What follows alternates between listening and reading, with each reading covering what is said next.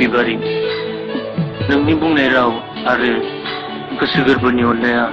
आंनि गोसो गोरबोनि थैजों गोरोबफानानै दं बिबारी आं नोंखौ नागारना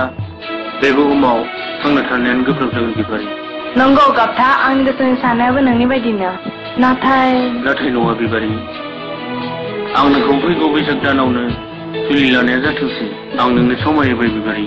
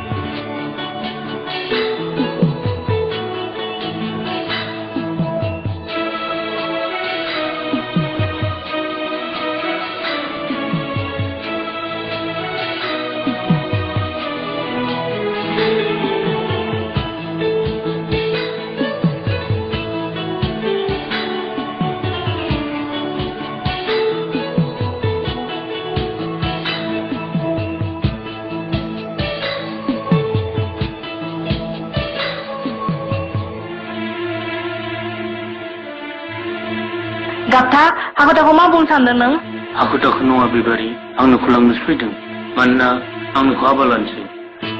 दिनैनो दानो थौ बिबारी जिंगा दासै नों थौ बाथौफुरिनि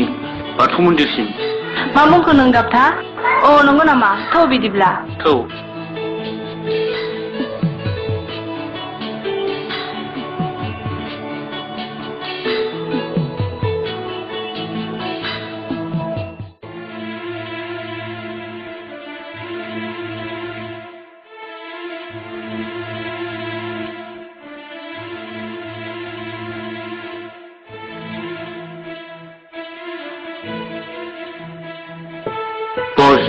आं नोंनि बुंनाय बायदि खामानिखौ मावनो हानाय नंला शाला सैमा गाबथा नों मावनो हानाय नङा बै सासे सिख्लानि थाखाय नों जोंजों गोरोबनो हानाय नङा जि सायसे मोजाङानो रकि नोंनि गोसो बायदि बिबारनि मोदोमाव आखाइ दाहो सिख्लानि मोदोमाव आखाइ होयोब्ला नों मा खालामनो रकि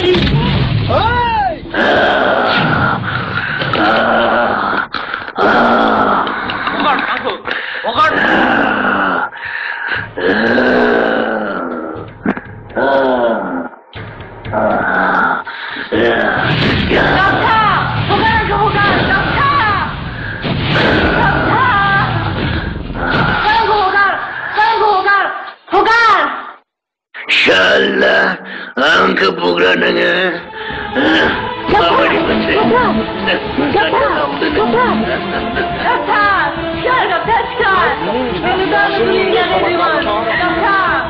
Gapta,